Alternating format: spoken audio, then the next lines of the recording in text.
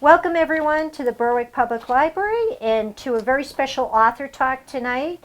Tonight we have Dr. Elizabeth DeWolfe here to talk about her newest book called Alias Agnes, The Notorious Tale of a Gilded Age Spy.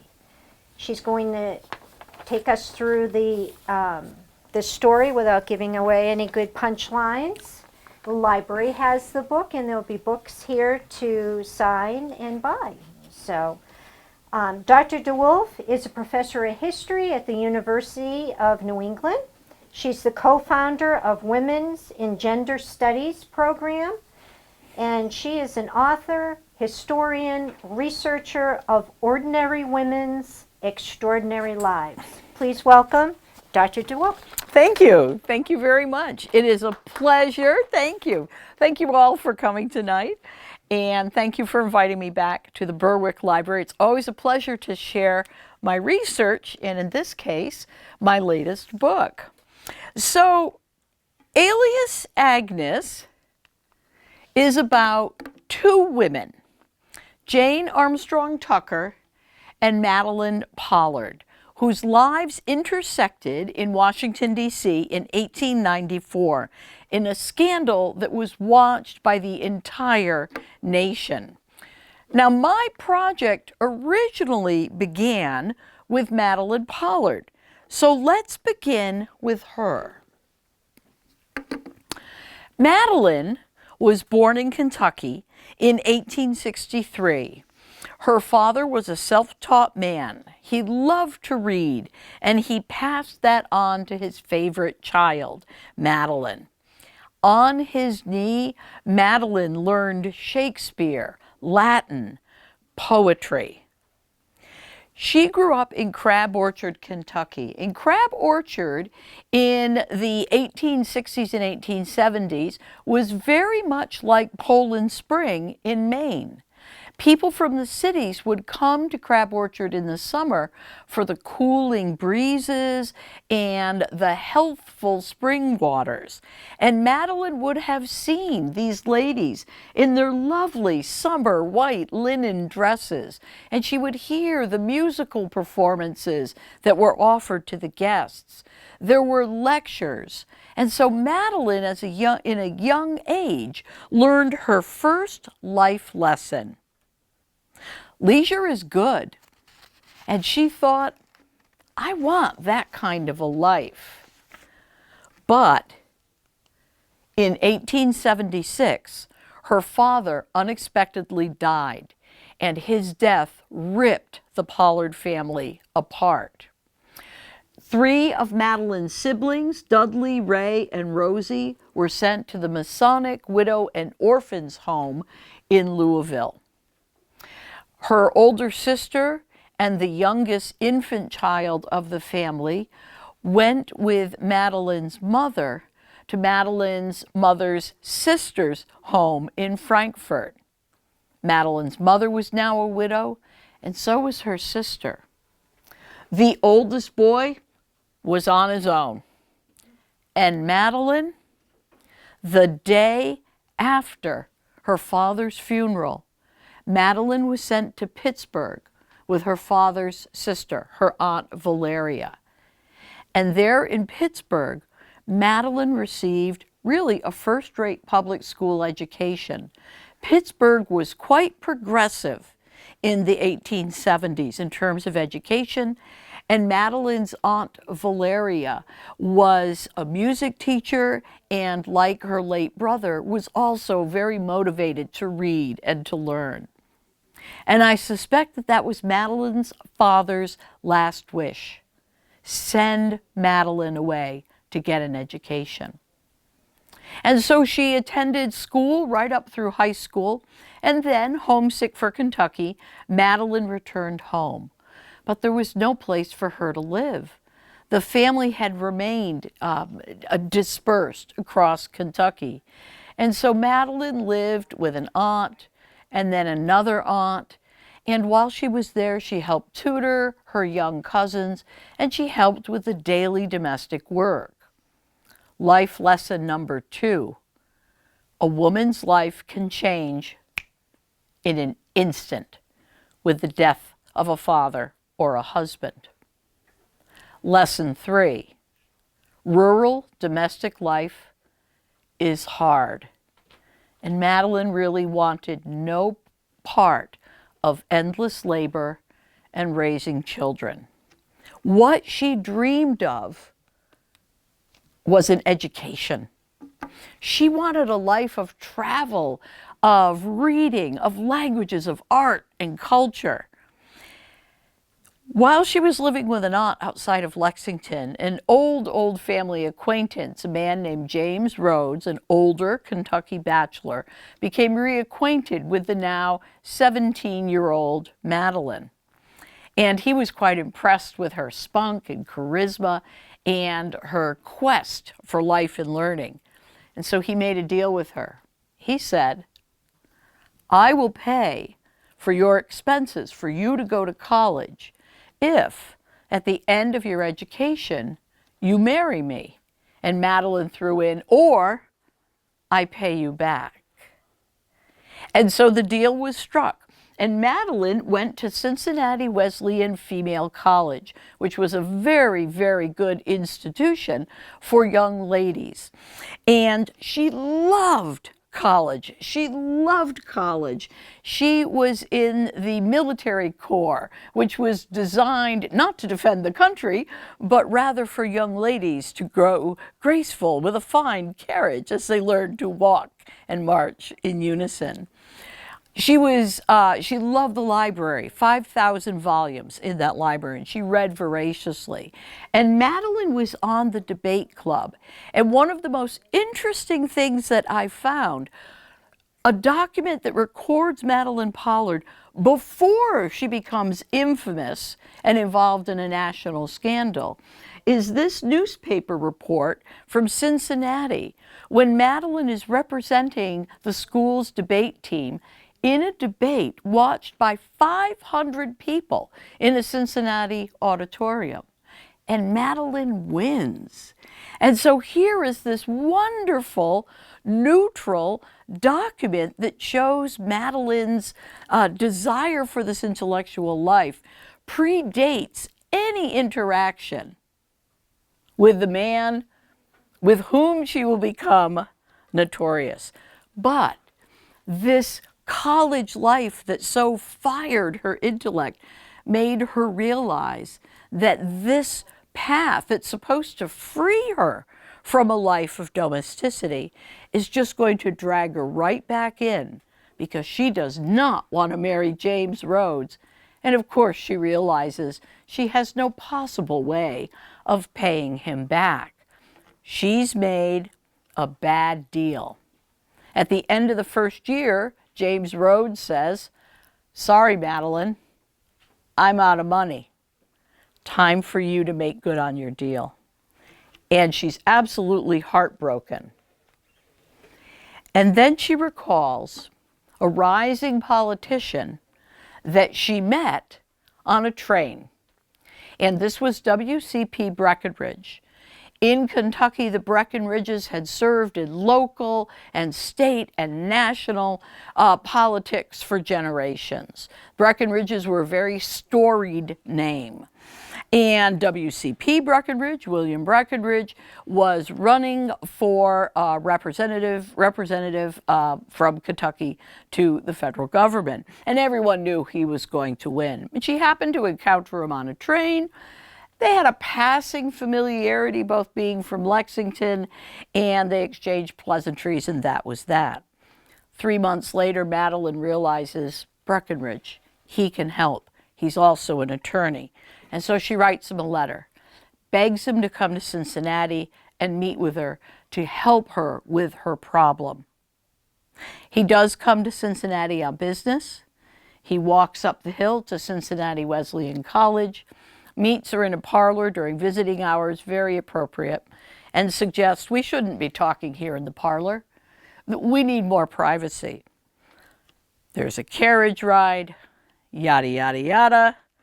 And 3 days later, Matteline is his mistress. Now we're going to skip ahead 9 years, and 3 pregnancies. Both of them are living in Washington, D.C. Breckinridge is in his 5th term in Congress, and Matteline is living really a double life. Most people know her as a society favorite. She attends all the best parties. She is described as not conventionally pretty, but when she speaks, her face lights up. She was said to be an excellent conversationalist with wide-ranging knowledge based on her still voracious reading. In 1892, Breckinridge's wife dies, and Matteline believes the path to marriage is finally open. For years, Breckinridge had been promising he would marry her after his wife passed. She dies. There's a year of mourning, as is appropriate in Victorian period. And as the year starts to come to an end, Breckinridge dilly-dallies. He can't decide on a date. Not sure what sort of a wedding they would have. Matteline decides to take matters into her own hands, and she publishes an engagement announcement in the Washington Post, which comes as quite the surprise to Breckinridge, his adult children, and Louise Wing, whom he had already secretly married. Matteline, of course, is humiliated. Now what will she do? Breckinridge expected Matteline to slink away. After all, she had been his mistress for 9 long years. But that's not what Matteline did. Matteline sued him for breach of promise, which reveals, of course, in her lawsuit, has to reveal her hidden life. This becomes a national scandal. She sues him in August of 1893, and the scandal comes to immediate prominence and carries on into 1894 with a lawsuit. Meanwhile, in Maine, now let's look at Jane Armstrong Tucker. Jane was born in Wiscasset in 1866. Her father and grandfather were sea captains and made quite a good living. If you have ever been to Castle Tucker in Wiscasset, this is Jane Tucker's home. Regency-style building, absolutely lovely. Growing up, Jane was a tomboy, a free spirit. She was also quite tempestuous. She was judgy. She referred to her stint at a private school in Providence as Quaker jail. When her parents would not let her go to an evening dance when they were temporarily living in Boston, in her diary, Jane opined that her parents were old fools.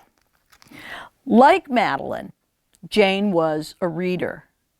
But where Matteline was reading Shakespeare and Byron, Matteline was reading novels, including, interestingly, Little Women. And you can't help but think of Jo March when you read Jane Tucker's diaries. Jane also read another genre. She read detective novels, and that comes very interesting later in her life.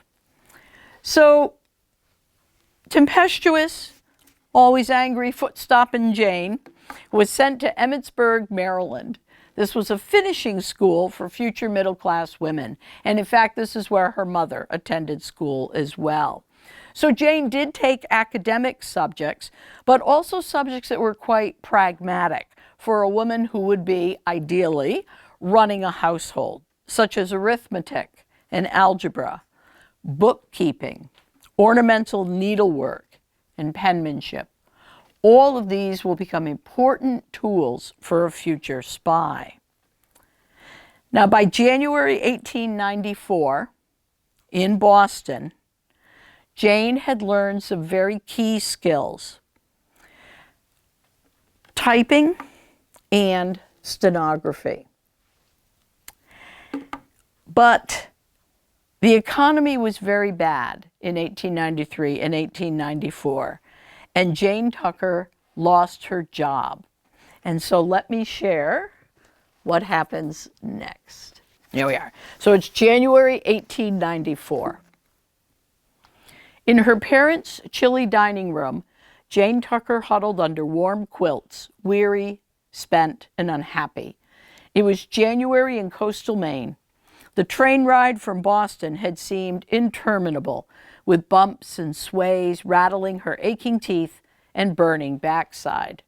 Her mother, Molly, hovered, offering a Listerine rinse for Jane's sore mouth, sarsaparilla for her weakened blood, and Pond's extract for the bleeding piles. "Pretty much all she's earned for the last 2 years has gone up in doctor's bills," Molly wrote to Jane's sister, Mame, explaining her plans to give Jane a long rest under a mother's care, while also anticipating that Jane, at 28, would forgo her city life and resume a quiet, domestic existence at home. Jane had enjoyed a dizzying array of opportunities in Boston as one of the young, single white women who flooded cities seeking jobs during the tremendous economic growth of the Gilded Age. For young working women like Jane, cash wages offered a new, albeit limited, independence to spend their money and their time unchaperoned. Jane thrived in this novel world of urban work, yet she had to hustle to make ends meet. She settled in Boston in late 1887, determined to achieve financial security. She put her needlework skills to good use, working for a seamstress and then in a department store's custom dress department, embroidering fancy buttons for the clothing of the fashionable and the well-heeled. She gave needlework lessons, took in private sewing, and spent evenings making yards of braid for milliners' elaborate hats. She took bit parts on Boston stages to earn a few more dollars. She painted flowers on fine porcelain that would find its way into the parlors of the elite. But low wages made the lives of working women like Jane unsustainable. To minimize expenses, she raced all over Boston looking for good deals on rented rooms, food, and clothing. So busy that she signed letters to her family, hastily, Jane. The New Times demanded new proficiencies. Savvy and strategic, Jane learned typing and stenography, tools that paved her way to office work, to holding down one job instead of several, and with better wages. But as single women like Jane flocked to the cities, moralists scrutinized their new lives. Concern seemed to shadow every advance. Financial independence and evenings out would place single women's morality at risk. Overwork outside the home would lead to breakdown. Higher education would make women unmarriageable. Bicycles would damage women's health. Away from the watchful eyes of parents, young working women were said to be adrift. Nonetheless, despite occasional illness, Jane insisted to her mother that she needed to keep working, not just to pay the bills, but also for her mental health. While Jane's brothers lived quiet lives pursuing conventional professions, the 3 Tucker sisters were doers. "It isn't in any of us to be quiet," Jane added, writing from Boston in December 1893. While their mother saw daughter Patty's life as an author, Mame's work as an actor, and Jane's hustling about as dangerous and deadly, the Tucker sisters saw this work as life-sustaining. For Jane, to return to the fold ill and in debt and to assume an unmarried daughter's family duties was a crushing defeat. But she found an escape by taking on a job few Victorian women could have ever imagined. And so Jane arrives back home from Boston after she's lost her job, and her mom is hovering over her, just delighted that Jane is back in the family fold. And shortly after she arrives in January of 1894, Jane starts to receive a series of daily letters and then telegrams, increasingly urgent, from a former employer, asking Jane to take on a job. He can't give details, but she can name the salary. And he says, "Meet me in Boston, and I'll tell you more." And so Jane goes to Boston, and she meets her former boss, a man named Charles Stoll. Stoll explained that his lifelong friend, a congressman, had become complicated with a young woman, Matteline Pard. She had sued him for breach of promise, a failure, she claimed, of a vow to wed. There were other claims, seduction for one, and Stoll, a Southern gentleman, likely blushed to speak of this unseemly topic with a young woman. Jane nodded, intrigued. Stoll pulled out a cabinet photograph, and Jane studied the image. A young woman with dark hair. She was rather plain, one might say, not conventionally pretty. "How," Jane likely asked, "can I be of assistance?" "We're confused," Stoll admitted. Matteline was a complete riddle. Why would a woman publish to the world her sordid shame to seek damages from a man she knew had no money? And why would a woman seeking damages reject his offers of a liberal allowance that would permit her to start a new and honorable life? This is where Jane could help. "What we have in mind," he told her, "is in the line of detective work. We need someone trustworthy who can create and carry out plans. We need someone who understands human nature, and one whose judgment, honesty, and fidelity are without question. We need an expert stenographer. We need you." Jane listened. Matteline, Stoll explained, was in Washington living at the House of Mercy. Jane's mission: find Matteline Pard, become her friend, and extract her secrets. In the event that the case goes to trial, Stoll added, Jane would keep the defense team informed of the plaintiff's plans. What they needed, he said, was a spy. Her task started now. She would leave Boston for New York first thing in the morning, then take the midnight train to Washington. Once in the capital, Stoll directed, take a green streetcar up Pennsylvania Avenue, get off near Washington Circle, then walk up 24th Street to K Street and seek out number 2408, the House of Mercy. And then, Jane asked. Stoll hesitated. It would be best if Jane had a pitiful story to get inside that cloistered realm, he said. But that was the only advice he could offer. Beside the location, he had no information on the institution's inner workings, and no guess on how long she might have to stay there. What might happen was unpredictable. Next steps would depend entirely on Jane. Secrecy was vital. Jane must work incognito. She would need an alias. She had to keep out of view. No one, including her family, could know her mission. No one could know her location. No one could know her real name. Jane took the job.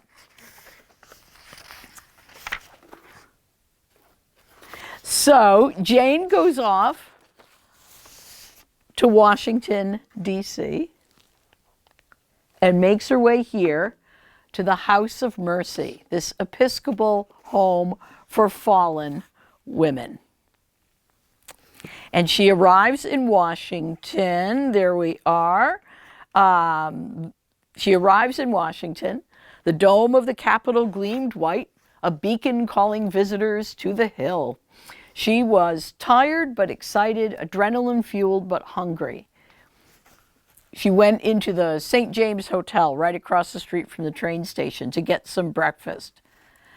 But no dining partners would join her. There would be no clandestine rendezvous with Stoll. She was entirely alone. From then on, Jane Tucker, Agnes Parker, would stay in the shadows. While Jane Tucker filled her stomach and settled her mind, Matteline Pard awoke in her single room on the third floor of the House of Mercy. the window to her quarters directly above the heavy front door. Her sleep was typically restless, the hard mattress and the approaching trial preventing pleasant dreams.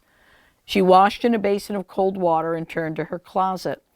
Her custom dresses and one-of-a-kind hats had been winnowed down to a sedate few. Today, like most days, she would meet with her attorneys. Matteline chose a simple black dress.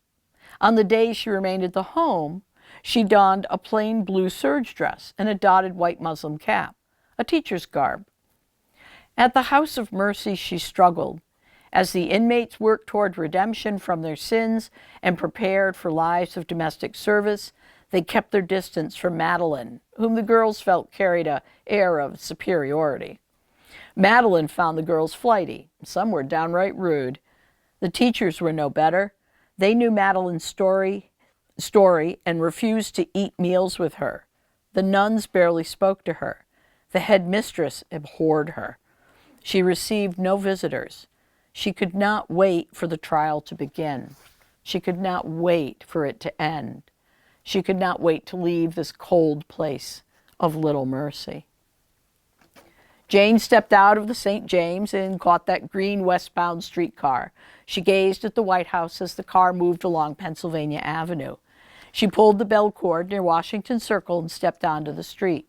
She had no trouble navigating Washington's streets, but she had little idea what to expect in a home for fallen women. She climbed the stone steps to the House of Mercy and paused at the threshold. 3 stories of light gray brick rose before her.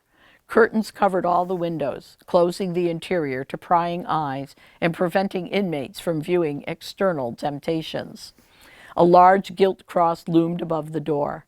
An 8-foot wall topped with shards of glass surrounded the property. The polished brass doorplate gleamed.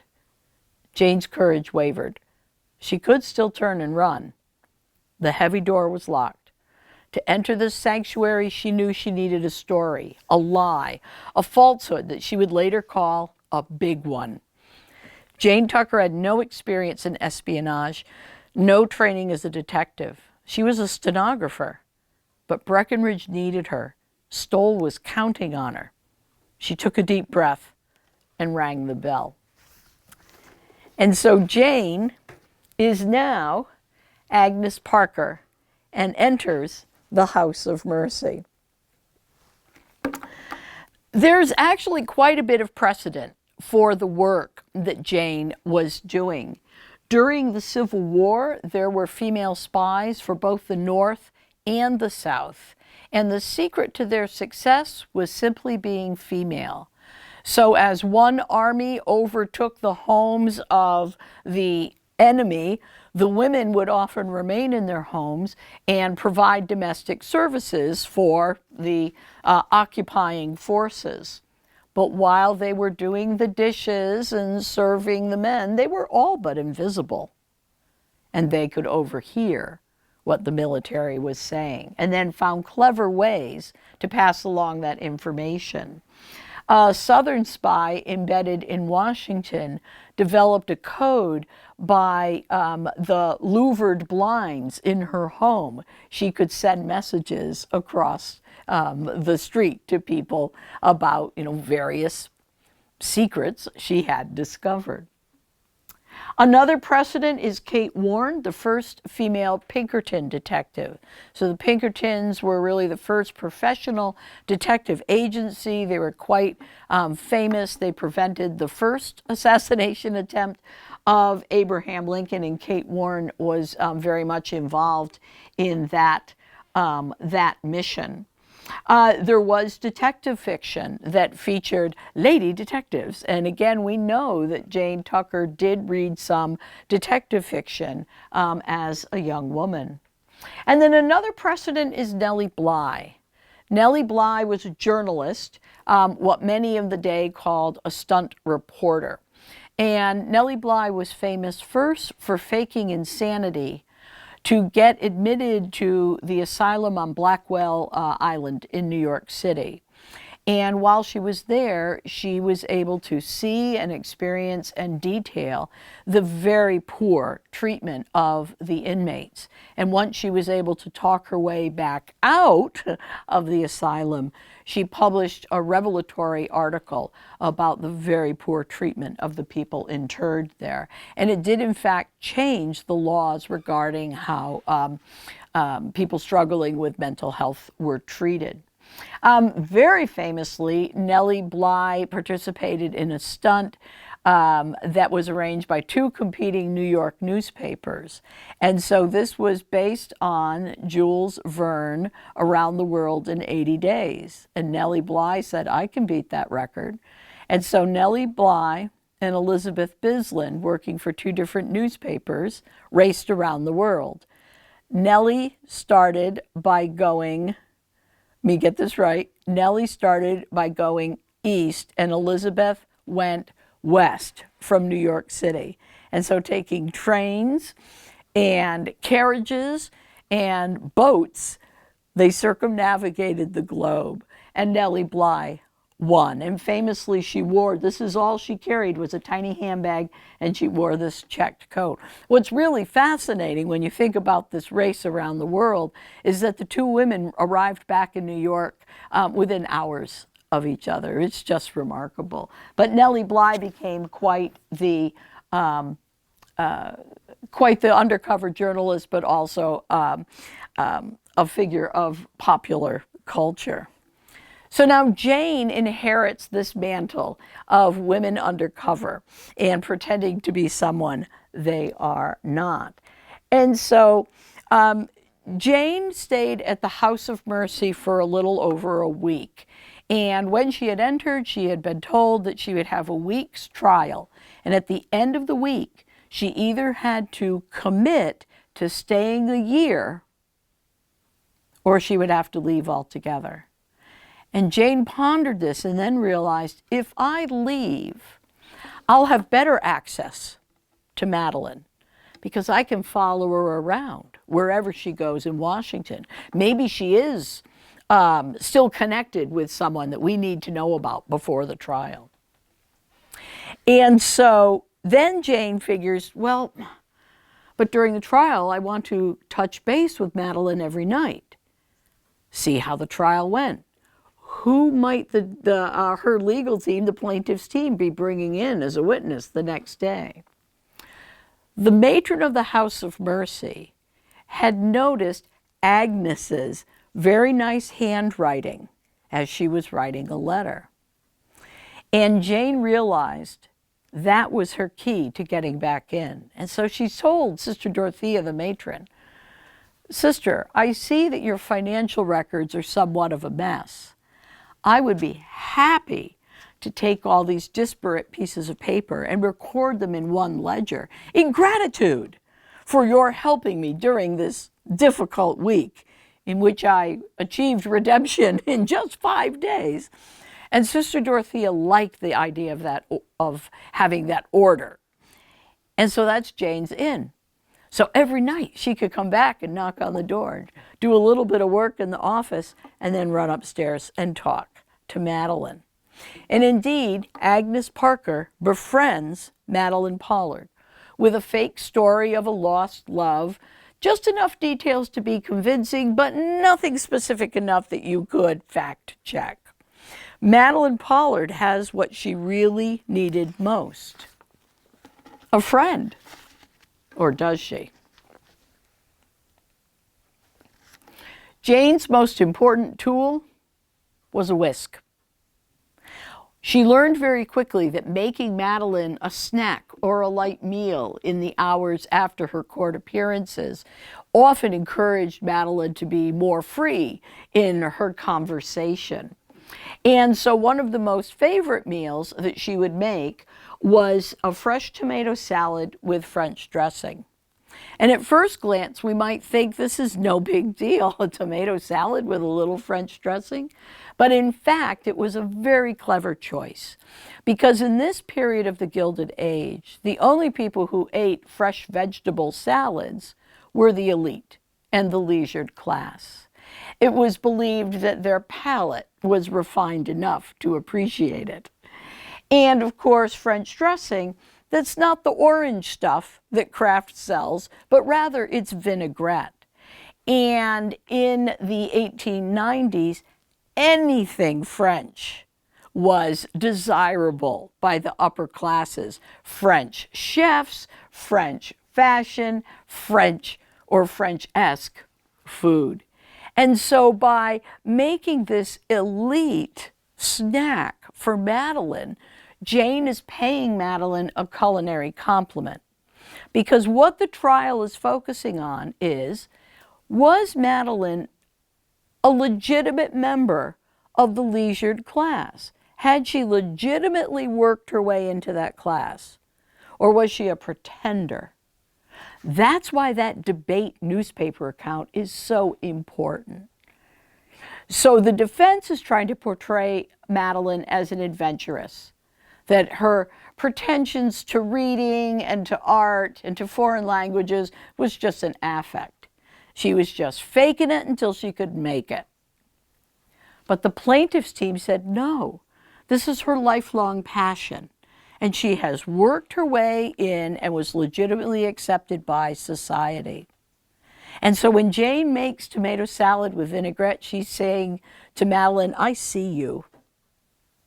I recognize that you are who you say you are. And Matteline would talk.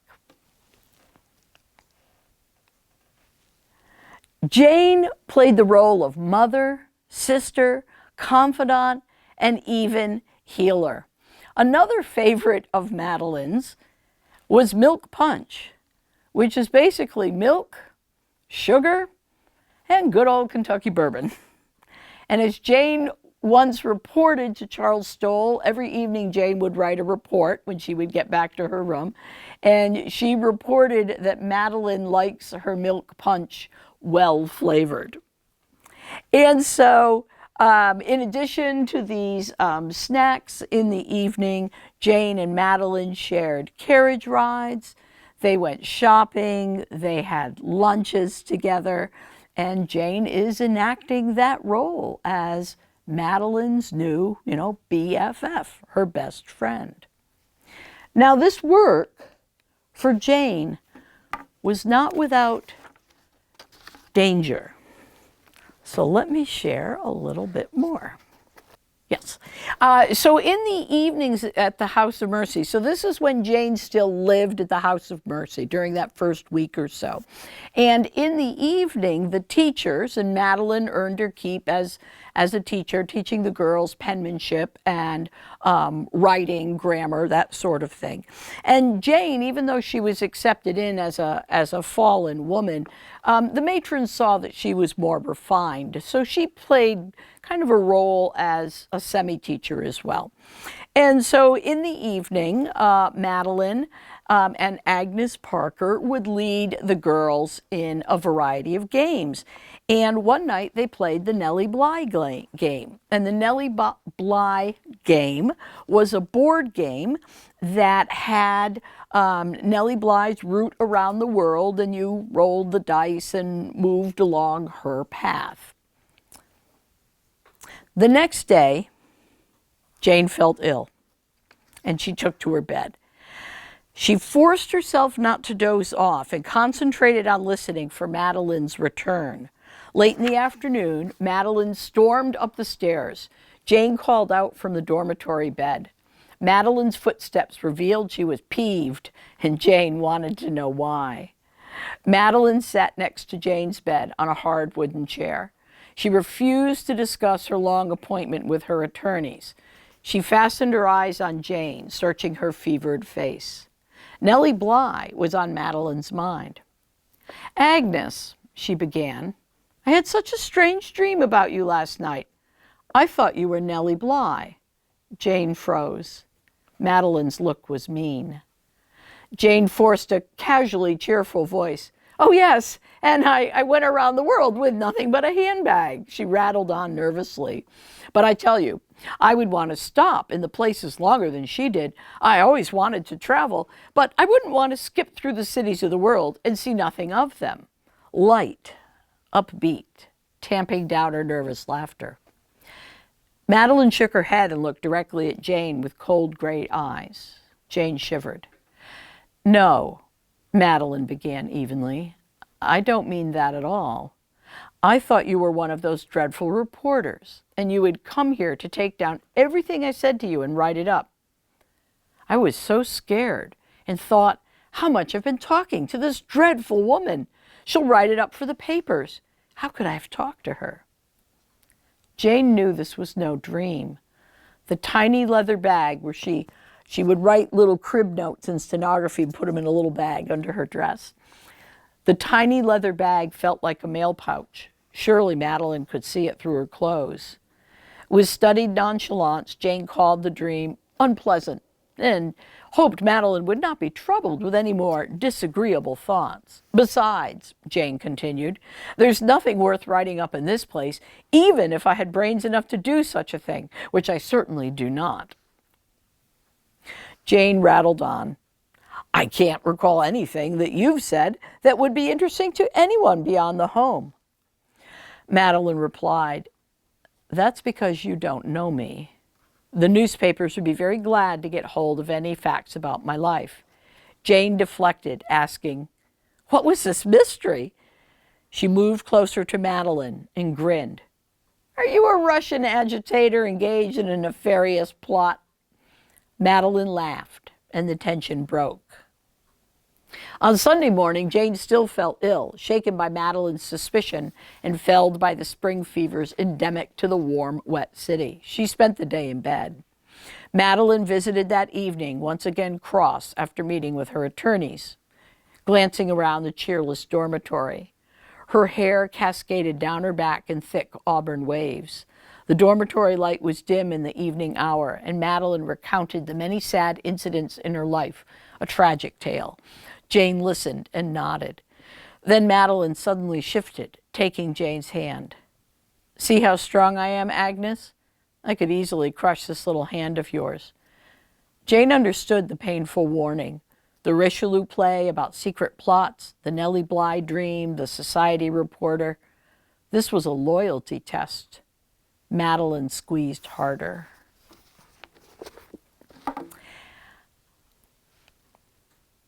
The case indeed goes to trial, and I won't give any spoilers as to what happened.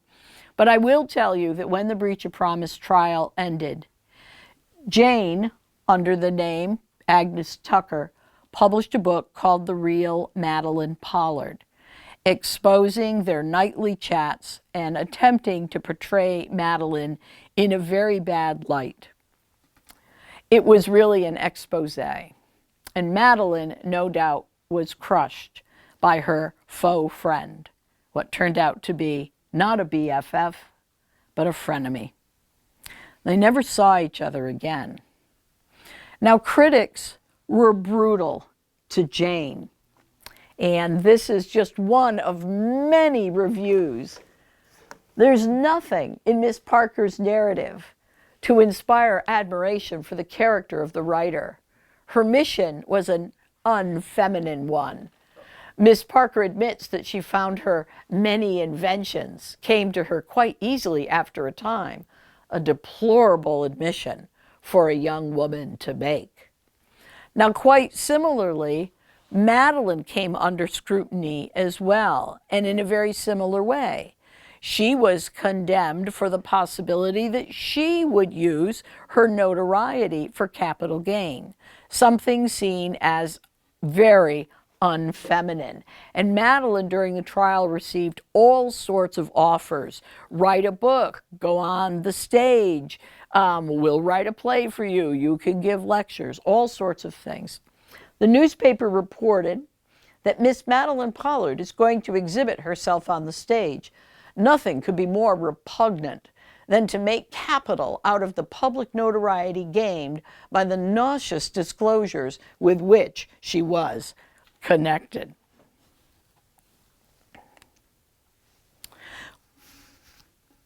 Matteline and Jane took two different paths to the same goal.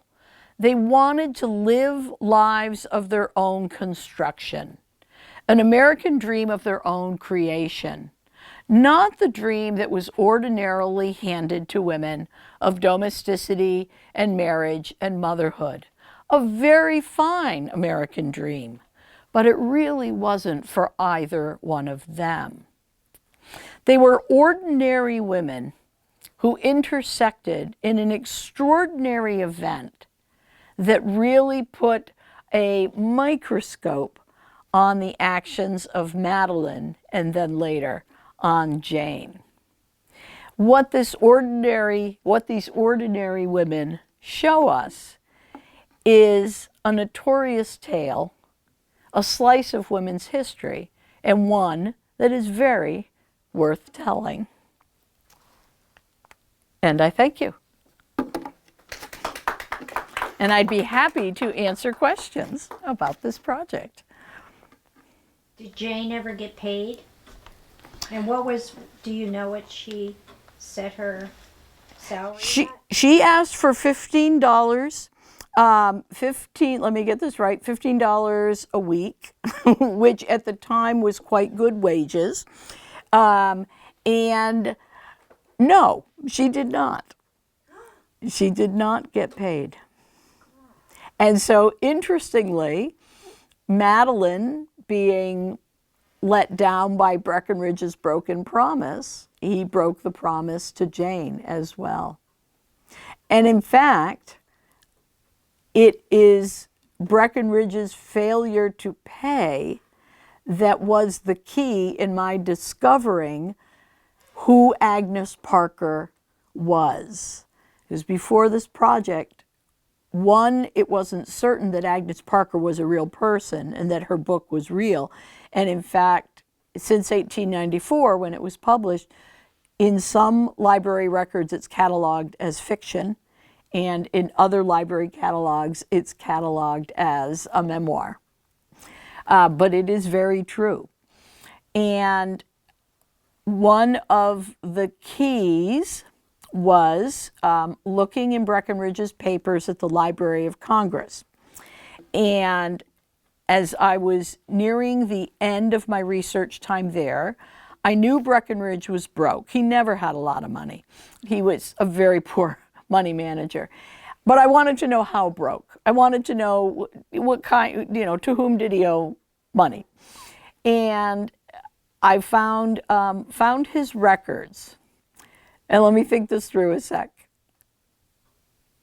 Yes, so the trial concluded, Breckinridge goes home to Kentucky to address his constituents. And he cries and he says, I've sinned and I'm so sorry. Please vote for me in the fall. He's up for re-election. His daughter Sophonisba stays behind in Washington. And she handles his correspondence and such. And so one day she intercepts, or she receives on behalf of her father, a note from Agnes Parker saying, I'm in New York City working on the project, which is the book, but I'd really like to be paid. And you can send a check to such and such a hotel. You can send it in any of the three names. And then she says, but it would probably be best if the check is made out to my real name, Jane Tucker. But I go right on to Ancestry. Do you know that in 1894 there were approximately 7,000 women named Jane Tucker in the United States? So I knew Agnes Parker's real name. And I knew she was born in the 1860s because Stoll had wanted to hire someone about Matteline's age. I kept reading through the files. I tried city directories, I tried all sorts, the usual places one looks for names. Nothing, could not locate her. Continue reading through the files, knew I had to stop, I had to move on to finishing what was my intention in the book of what happened to Matteline Pard. That's what I was writing on at that moment. I looked at one last file, miscellaneous bills, and tucked in there was an invoice. And it wasn't signed, but it starts at the end of January in 1894 and goes to May 1894, the time period that's covered in the real Matteline Pard and the trial. And there on the invoice is the typewriter rental that Agnes writes about in her book, renting a typewriter when she moves out of the House of Mercy and into a boarding house so she can type up those daily reports. Harper's Magazine that she used to attract a literary Matteline who moved in circles. Her friends were Charles Dudley Warner, Frederick Remington, William Dean Howells, the literary lights of the 1890s. And so Jane, sitting on a settee with a copy of Harper's, was attracting Matteline like a moth to flame. And Kentucky bourbon. So I was so excited because this bill documented that what Agnes Parker writes about in her book is true. There really was a spy. I went back to the hotel that night. I was so excited. And in my excitement in the library of finding that document, I had not read the very first line of the invoice. Transportation to Washington from Maine. So then I go back and I think, seriously?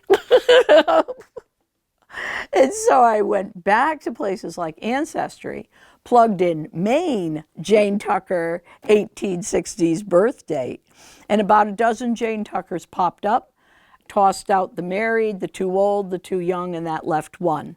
Wow. Jane Tucker in Wiscasset. And then I realized, wait, isn't there a historic house?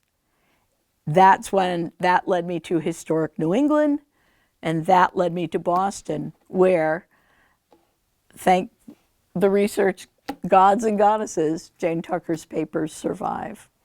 And that is how I found Jane Armstrong Tucker. And in fact, when I went to I made an appointment, went down to the archive, was sitting in their reading room, and there's file boxes everywhere and books everywhere. It's fabulous. I love it. And the director and the curator and I think the archivist were sitting across from me, and I'm telling them this whole story and how I pieced together that it was Jane Armstrong Tucker of the house that they maintain. And they're sitting there saying, no, I'm sorry, she didn't live in Washington. You have the wrong Jane Tucker. It's a very common name. And I was thinking, where did I go wrong? I was so sure. And then one of the staff members said, where did you say she did this spying? I said, Washington. And I literally saw her eyes go, whoop. She says, wait, I cataloged that collection. I know there were letters from Washington. And so she went up and got them. Sure enough, letters from Jane back home being vague about what she's doing in Washington. So if you read them without knowing any of this backstory, you would assume, like thousands of other young women, she was doing secretarial work for a congressman. Civil service work was that was the job of the day in Washington. But if you knew the backstory, it made perfect sense. Absolute perfect sense. And so they were thrilled. And it's not that historic New England had never, did something wrong not to realize it. That story was buried as soon as Jane came home. In her letters, she would say to her mother, well, when I get home, boy, do I have a tale to tell. And she got home and she told her tale. And her very conservative Victorian parents were not amused at all. And so that story fell out of family history. And given the way that archives worked in earlier decades of the 20th century, the emphasis was on the father and the grandfather. In fact, when Jane died in 1964, her obituary read, sea captain's daughter dies, even though her father had been dead for 75 years. So the idea of studying ordinary women in their home just wasn't a thing initially. Now, of course, it very much is. And the archive was absolutely thrilled and delighted and immediately dove into bringing this into the story that Castle Tucker tells. So that is how I found her. That is awesome. It was a very good research day. It was a very good research day. Yeah. Other questions? Yes. I'm never very good when I attend an event like this to pull together the details that you related to us and then say something intelligent about them. But I absorbed, and I just wanted to say that you don't really need to hire a publicist because you're your own best publicist because you did a tremendous job of delivering this speech. Yeah. Thank you. Thank you very much. It was great. Thank you. It's like going to lecture school. Thank you. Thank you. Well, like I've said, I teach world history at 8 a.m. to sophomores who have to take my class. So you'll learn a few tricks. They love you as a teacher. They actually do. I'm very honored with how quickly students sign up for my classes. In fact, your drive to tell this story, it seems to me like you have some of the same character qualities that these women have. Oh, thank you. Yeah. I can see why you were so attracted because you're a hard worker. I cannot let it go when I will spend hours chasing down these rabbit holes and you know, in that day with the finding the invoice. And one side of my brain is saying, you know, it's expensive to do research in Washington. It's like, move on. It's like having a woman stand up there, a detective telling the story of a detective. Yes, you have to be a detective to be a historian. Yeah, you really have to think outside the box. And I can tell you that one of my most outside the box things was a combination of insomnia plus Google. And at 2 o'clock in the morning when I couldn't sleep, trying to trace what happened to Matteline, I got the idea, instead of putting her name into Google, put her address. And that ended up popping up a record. And I'll just say the record confirmed that Matteline got her dream at long, long last. And I'll tell you, it was a college catalog that listed all the students. And there was her very distinctive address. I would never have found it by name. Matteline used to play with her name. She would change middle names, she would add things on. In fact, when she applied for her civil service work, she worked for the civil service for a little bit, she put her name down as Matteline Valeria, which was her middle name, Matteline Valeria Breckenridge Pollard, which is pretty, Why did you use that? yeah, gutsy. Yeah, gutsy. Yeah, and in retrospect, you think, really, Matteline? That's another question. Do you think she fell in love with him in the beginning, or Yeah. was utilitarian? I think it was a combination. I think that carriage ride, to be quite honest, I think she was groomed. When you read the conversation, Breckenridge saying things like, now keep in mind, in 1884, Matteline is 20. And so he's saying things like, Matteline, I was so impressed with the letter you wrote me. Of all the college girls I've known, you are by far the brightest. You want to be a writer? I can mentor you. I know people, yada, yada, yada. So also, part of the reality is, here is a young woman who has no father. She has no male older brother protector. The family hadn't lived together since her father died in 1876. She was vulnerable, and her protector, James Rhodes, was, again, an older bachelor farmer. He was said to be pretty much functionally illiterate. So he had no power and privilege compared to Breckenridge. So Matteline, I think after the seduction, Matteline realized, I could throw my lot in with Rhodes, I can throw my lot in with a man who's going to the Capitol. And she made the best decision given her difficult circumstances at that moment. I think she did. She later claimed that she did love him, and I think she did. I think she did until towards the end of their affair, when I think she realized she'd been taken for a ride. Yeah. So it's difficult. It's a very difficult thing. Yeah.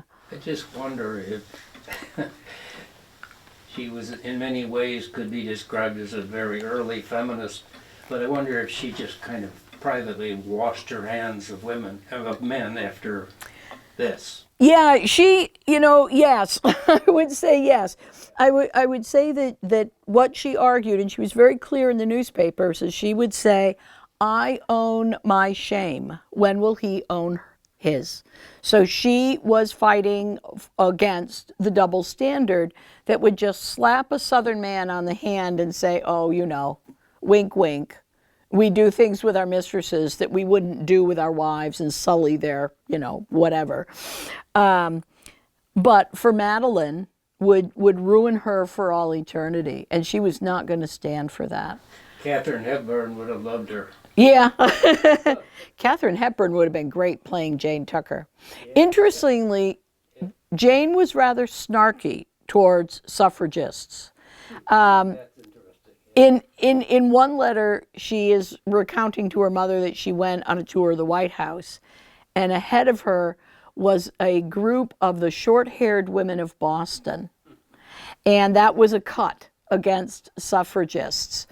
And Jane, in several instances, relayed that she had no truck with suffragists, despite the fact, at the next page of a letter, she would be complaining about the lower wages that women get compared to men. How the judge in the Breckinridge Pollard trial threw out all the women. No woman could go and watch because it was too unseemly. Jane, of course, couldn't go because there was fear she would be recognized with all these Kentucky men around. When she had worked for Charles Stoll, some of those same men interacted. So she couldn't go, but she would complain how the judge would throw women out of the court. You can't be in here, you must leave.